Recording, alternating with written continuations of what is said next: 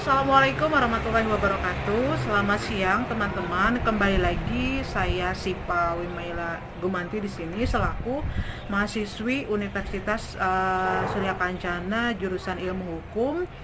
Seperti biasa, video ini untuk memenuhi salah satu tugas mata kuliah Hukum Pidana Lanjutan yang didoseni oleh Ibu Profesor Dr. Hajah Heni Nur Aini SHMH beserta asisten dosennya yaitu Bapak Dr. Emrendi Aridayandi SHMH. Masih pada pembahasan yang sama, sekarang kita memasuki part ketiga, yaitu saya akan memaparkan kembali materi yang tentu saja telah dijelaskan oleh Ibu Prof, yaitu mengenai question prejudicial judgment atau putusan hakim yang digantungkan pada putusan hakim lain.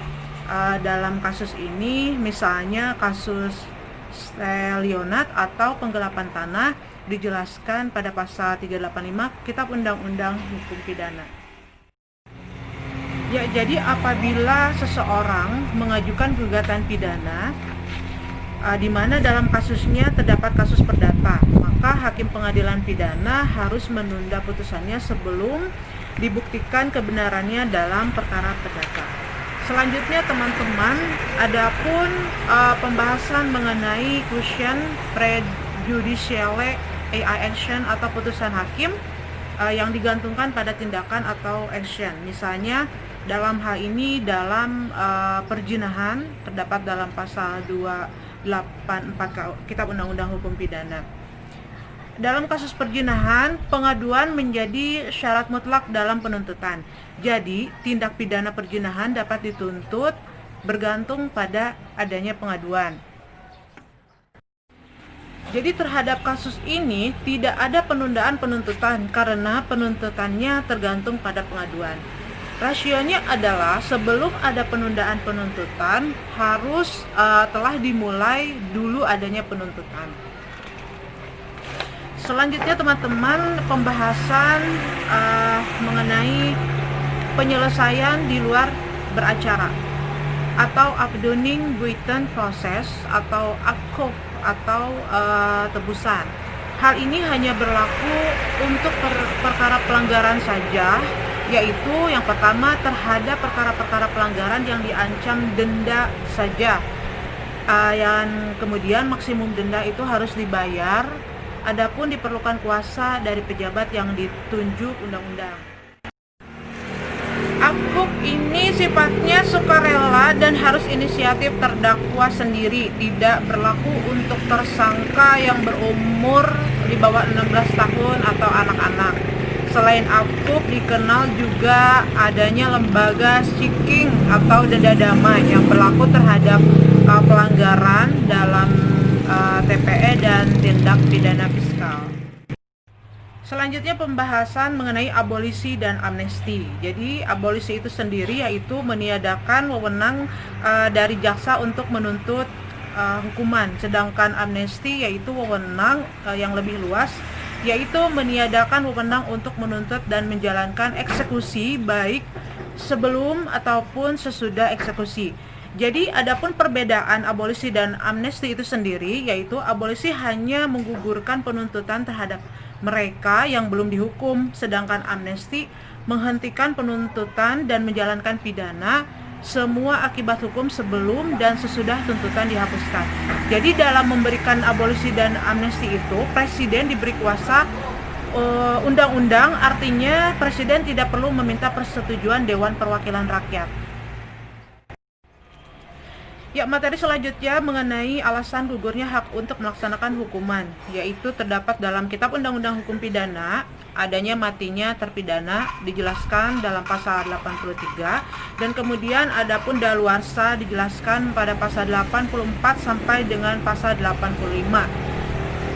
Sedangkan di luar KUHP itu tentu saja terdapat amnesti dan grasi. Jadi untuk daluarsa itu sendiri menjalankan pidana hapus apabila yang pertama 2 tahun mengenai semua tindak pidana pelanggaran dan 5 tahun mengenai kejahatan yang dilakukan percetakan ditambah sepertiga dari lamanya tenggang daluarsa bagi kejahatan-kejahatan lainnya, dan pidana mati tidak ada daluarsanya. Untuk daluarsa menjalankan pidana dihitung esok hari setelah putusan hakim atau vonis dijatuhkan. Jika terhukum melarikan diri selama masa hukuman, maka esok harinya setelah melarikan diri mulai berlaku tenggang daluarsa baru. Tenggang daluarsa tertunda selama menjalankan pidana dan selama terhukum dirampas kemerdekaannya apabila berhubungan dengan tenggang penghukuman lain. Grasi atau gratika atau greti adalah tindakan pengampunan dari raja atau presiden dalam hal ini yang merupakan kemurahan hati raja atau presiden yang berkuasa sehingga terhukum dapat menerima atau menolak grasi itu sendiri.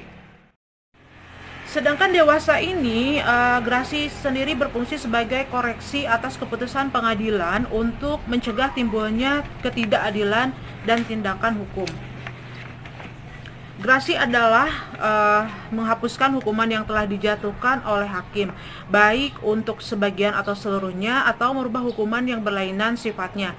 Dewasa ini juga grasi diatur dalam Undang-Undang Nomor 22 Tahun 2002. Tujuan grasi itu sendiri adalah yang pertama sebagai koreksi atau keputusan pengadilan, dan kemudian dapat dilakukan oleh terhukum atau hakim karena jabatannya apabila dalam menjatuhkan putusan terdapat kesalahan atau kehilafan. Yang dimaksud kesalahan atau kehilafan itu sendiri adalah apabila hakim salah menerapkan atau menafsirkan peraturan terhadap suatu tindak pidana, sehingga akibatnya dalam penerapan sanksi pun salah.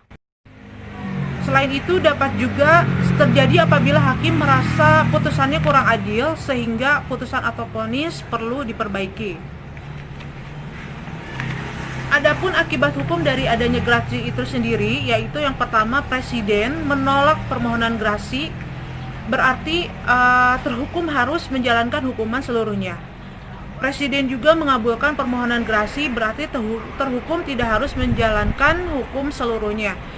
Adapun penjelasan poin berikutnya, yaitu presiden mengadakan perubahan hukuman atau komutasi, berarti mengadakan perubahan masa hukuman, misalnya hukuman mati dirubah menjadi hukuman seumur hidup, hukuman penjara menjadi hukuman kurungan, dan lain-lain.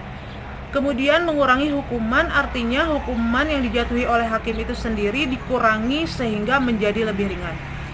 Jadi yang terpenting dalam grasi ini adalah bukan menghilangkan keputusan hakim, tetapi melainkan keputusan hakim tetap ada, tetapi pelaksanaan putusan hakim dikurangi. Dengan kata lain, kesalahan terhukum tetap ada. Adapun macam-macam grasi itu sendiri, yaitu ada grasi duduk, ada grasi jalan, dan juga grasi jabatan. Mengenai penjelasan grasi duduk itu sendiri adalah seseorang yang mengajukan permohonan grasi berada di luar penjara atau tidak melaksanakan hukuman. Untuk penjelasan grasi jalan adalah seseorang yang mengajukan grasi sambil tetap melaksanakan hukuman di penjara dan menjalani pidana. Sedangkan untuk grasi jabatan itu sendiri adalah permohonan grasi diajukan oleh pejabat yang berwenang, dalam hal ini hakim atau kepala lapas, karena merasa ada putusan yang dianggap merugikan terhukum. Jadi perbedaan antara grasi dengan amnesti serta abolisi itu sendiri, yang Pertama, grasi merupakan masalah yang menghapuskan atau meringankan hukuman, sedangkan amnesti adalah masalah yang menghapuskan tuntutan dan hukuman, dan abolisi adalah masalah yang menghapuskan tuntutan. Grasi ditujukan kepada orangnya atau terhukum, sedangkan amnesti dan abolisi pada perbuatan atau tindak pidananya. Grasi diberikan setelah ada putusan hakim yang mempunyai kekuatan hukum tetap, sedangkan amnesti dapat diberikan sebelum dan sesudah adanya vonis, tetapi abolisi sebelum adanya keputusan hakim atau vonis. Dengan grasi kesalahannya pelaku atau terhukum tetap ada, sedangkan dalam abolisi dan amnesti dianggap tidak ada kesalahan seperti bayi yang baru lahir.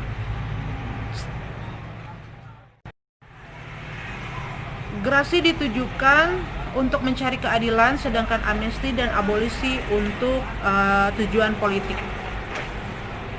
Adapun persamaan antara grasi dan amnesti itu sendiri, dan semuanya abolisi diberikan atas kuasa itu, yaitu hak untuk memberikannya berada di tangan presiden sebagai kepala negara. Semuanya tidak diatur dalam KUHP, melainkan diatur di luar KUHP, yaitu untuk gerasi dalam Undang-Undang Nomor 22 Tahun 2002. Baik teman-teman, itu saja yang bisa saya sampaikan untuk materi kali ini. Jadi untuk pembahasan tentang alasan hapusnya kewenangan menuntut sudah saya sampaikan seluruhnya. Terima kasih atas perhatiannya. Wassalamualaikum warahmatullahi wabarakatuh.